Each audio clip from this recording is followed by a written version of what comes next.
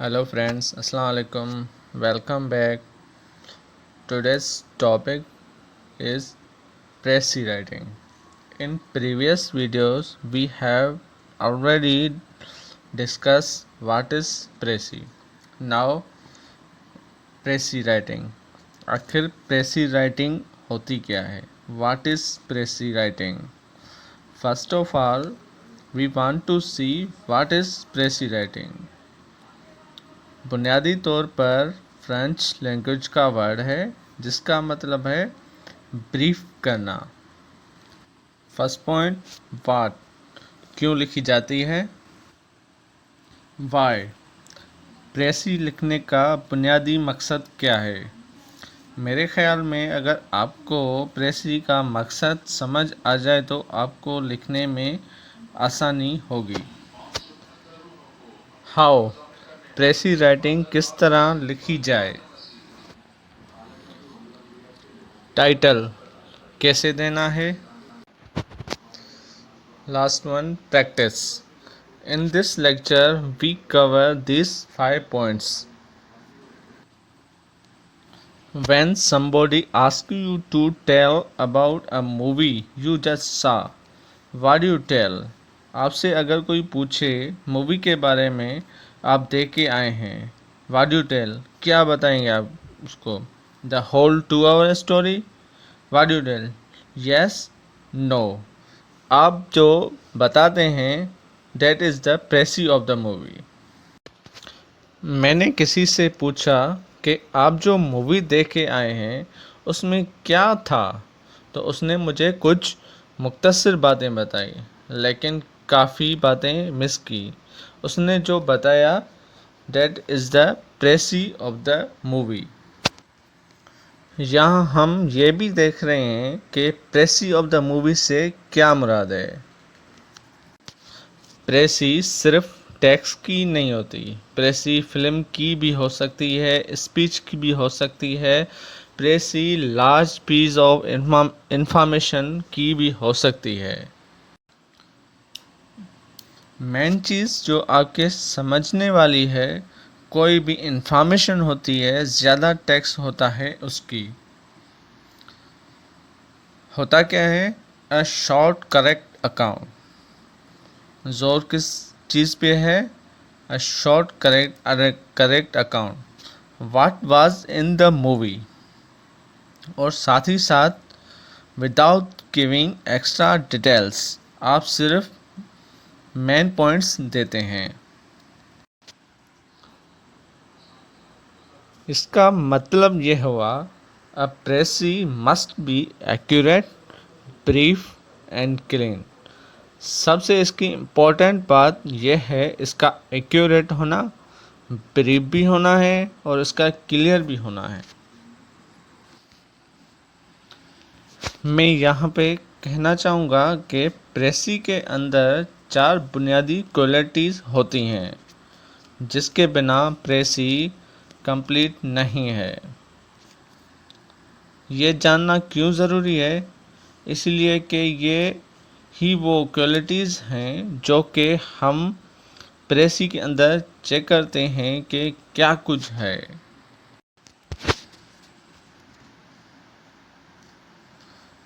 प्रेसी को करेक्ट होना है, कंप्लीट होना चाहिए, कंसाइज होना चाहिए और क्लियर होना चाहिए।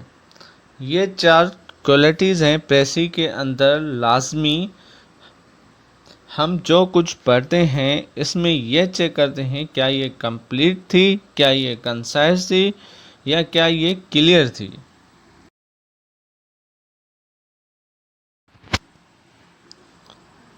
वाई प्रेसी बुनियादी तौर पर लिखी क्यों जाती है।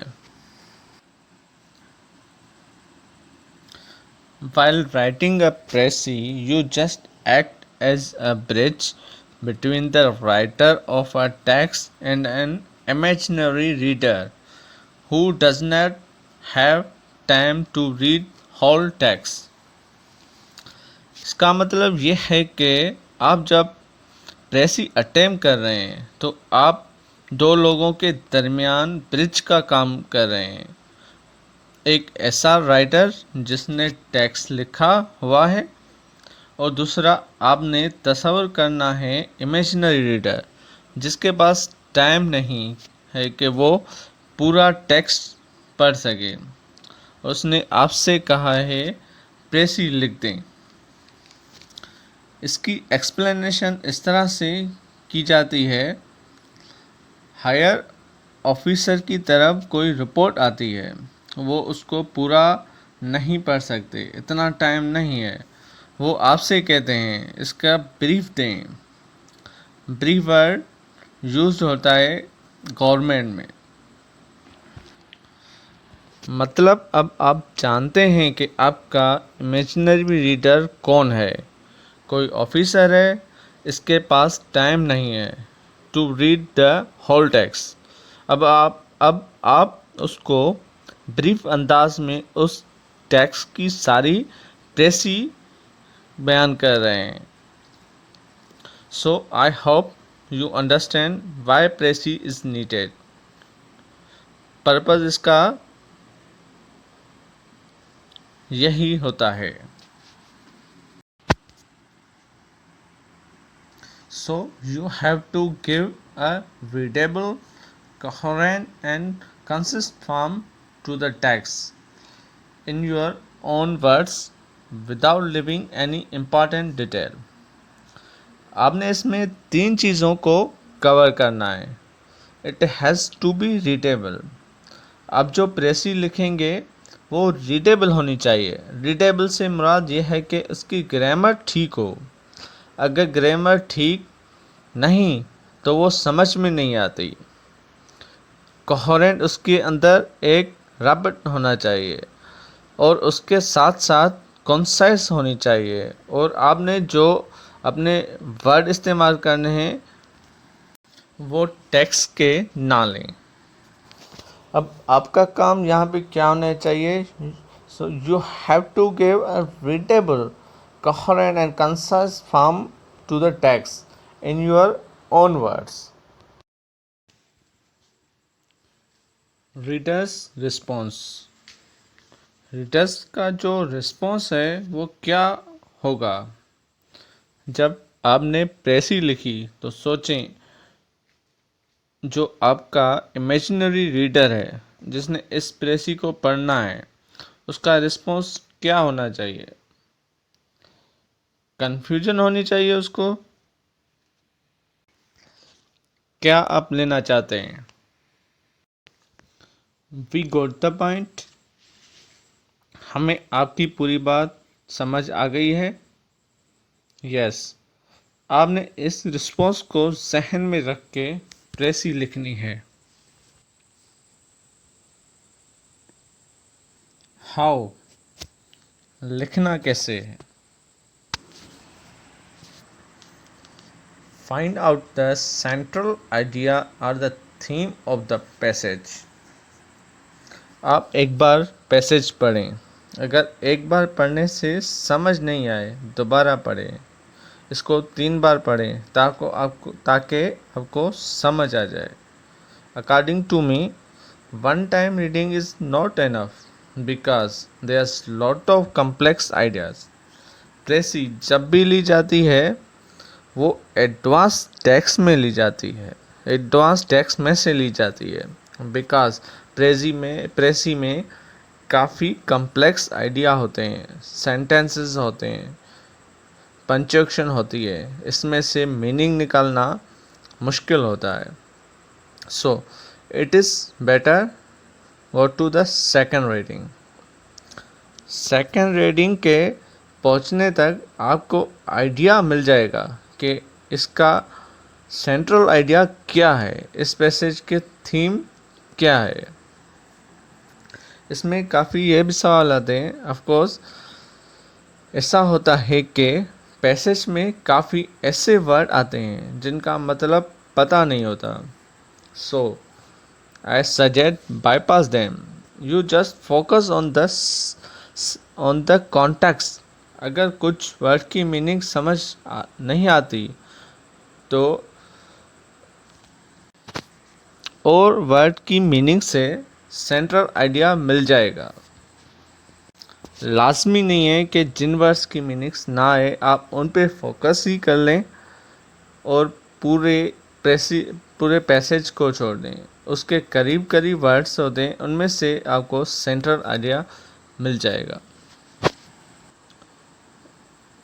जब आप पूरा पैसेज पढ़ लें तब अपने आप से पूछें, व्हाट इज़ इट अबाउट? ये किस बारे में है? Next, underline the important points. अब सबसे ज़्यादा यहाँ इम्पॉर्टेंट इस बात की आती है कि कौन सी पॉइंट्स इम्पॉर्टेंट हैं, कौन सी नहीं है। आपको यहाँ बहुत एहतियात की ज़रूरत है। आपको यहाँ जजमेंट है कि आप जो टेक्स्ट पढ़ रहे हैं उसके अंदर आपको इम्पॉर्टेंट और unimportant points, major minus point को अलग करने की जो एबिलिटी है वो आपकी होनी चाहिए। So be careful to distinguish between the important and unimportant points. बहुत से लोग अनइम्पॉर्टेंट पॉइंट्स को इम्पोर्टेंस देते हैं। That is the reason to get fail. आप में ये एबिलिटी होनी चाहिए कि कौन सी पॉइंट्स इम्पॉर्टेंट है, कौन सी पॉइंट्स अनइम्पॉर्टेंट है। After the selection of important points, note down the important points in your own words. यहाँ पे बहुत ज़रूरी है कि आपने जो इम्पोर्टेंस पॉइंट्स ली हुई हैं, क्या वो पॉइंट्स लिखनी चाहिए या सेंटेंस। आपने जो प्रेसी में अंडरलाइन किया है लाजमी नहीं कि वो पूरा सेंटेंस अंडरलाइन किया हो। इसलिए इसके लिए लाजमी है कि जो आपने वर्ड्स या मतलब कि कुछ भी अंडरलाइन किया है उसको सेंटेंसेस में लिखें। Can I copy words from the text? This is important question. Many people ask. यहाँ पे सोचने वाली बात है, बाज़ औक़ात यहाँ पर टेक्निकल टर्म्स आते हैं। फॉर एग्ज़ाम्पल एनवायरनमेंट के बारे में, फीलिंग के बारे में, इमोशन के बारे में, एग्जिस्टेंस के बारे में, लाइफ के बारे में, साइंस के बारे में, इकोनॉमी के बारे में, सोशल प्रॉब्लम के बारे में। इसके अंदर जो टर्म्स हैं किस तरह से अवॉइड किए जा सकते हैं। इकोनॉमी को इकोनॉमी नहीं कहेंगे तो क्या कहेंगे। सोशल इसको सोशल के सिवाय कुछ वर्ड्स दिए तो जा सकते हैं लेकिन उनके करीब करीब। So according to me you are allowed to take some words from the text. What is not allowed? Take whole sentence, whole expression. That is not allowed. Third person.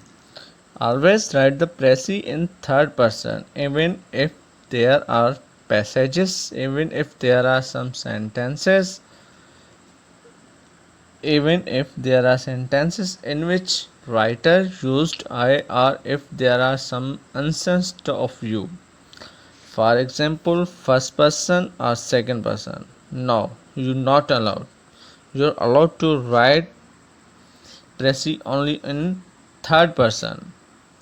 Except एक एक्सेप्शन मौजूद है इसमें, और वो ये है कि बाज़ औक़ात यूनिवर्सल ट्रुथ की बात होती है, बाज़ औक़ात एग्जिस्टेंस हॉर की बात होती है। इसमें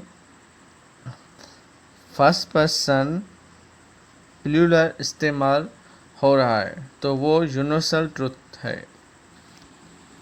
यूनिवर्सल ट्रुथ के साथ हम यूज़ कर सकते हैं, otherwise third person. What should be the précis length? It should be 1/3. आपको जो पैसेज दिया जाएगा उसमें जितने वर्ड होंगे उनको थर्ड से डिवाइड करें। मतलब प्रेसी जो लिखी जाएगी पूरे पैसेज की वो होगी 1/3. Personal opinion comment. One more important thing, it is no opinion zone. प्रेसी writing is not. यहाँ पे आपसे किसी ने आपकी राय नहीं मांगी, आपके लिए या ओपिनियन की किसी को ज़रूरत नहीं. What is required के how you have a text and truly you can condense it, you can make it concise, you can precise write it. It is no opinion zone. Do not add your own opinion. Be careful about it. Personal opinion ऐसे में ज़्यादा है. Personal opinion आप जो sentence बनाएंगे, idiom या vocabulary, वो आपका पर्सनल ओपिनियन हो सकता है. जिस तरह से ट्रांसलेशन में आप अपने पर्सनल ओपिनियन इस्तेमाल नहीं कर सकते, इसी तरह प्रेसी में भी इस्तेमाल नहीं कर सकते. No, personal opinion is not allowed. Write the précis in one paragraph. Very important point. Sometime आप प्रेसी की टेक्स्ट देखेंगे तो it is more than 1 passage, 2 passage, sometime 4 passages. That is according to the requirement of the text. When you give it precise form, to not divide your précis in paragraph. Write it in just one paragraph. You are not allowed to split it into 2 paragraphs. Précis title. Relate with main idea. Heading style. More than one. Select. Title के बारे में ये है कि always relate to main idea. General sweating statements की इजाज़त नहीं है. स्वीटिंग स्टेटमेंट नहीं दे सकते कि it is about education, it is fact. General किस्म के नहीं हैं. सोशल मीडिया नहीं. हाँ, ऐसे दे सकते हैं, influence of social media on a particular age group, इस तरह से. और दूसरी बात ये कि इसकी राइटिंग किस तरह होती है, इसके लैंग्वेज कैसी होती है, इसके अंदर सेंटेंस पूरा नहीं लिखा जाता. You just give the main words. इसके अंदर प्रीपोजिशन अवॉइड की जाती हैं, इसमें आर्टिकल्स अवॉइड किए जाते हैं. It must not be complete sentence. इसमें भी ये आ जाता है, it will again require clarity. Also, it must convey complete meaning. Also, it must be related to main idea. अब जब भी टाइटल बनाते हैं तो मोर देन 1 टाइटल बनाएं. आप 1 सोचें, 2 सोचें, 3 सोचें और लिखें. और एक बात मैं आपसे क्लियर कर दूं कि टाइटल प्रेसी के सॉल्व करने के बाद लिखें. इसका रीज़न यह है कि जब आप प्रेसी कर रहे हैं तो आपके माइंड में कंप्लीट आइडिया आ जाएगा, आपके लिए आसानी होगी टाइटल लिखने के लिए. This is why, that is why I suggest write title after solve the precis. Thanks for watching. Next lecture में हम प्रैक्टिस करेंगे कि किस तरह प्रेसी बनाई जाती है. अगर आपको मेरा वीडियो पसंद आया तो मस्ट सब्सक्राइब करें. थैंक्स. Good luck.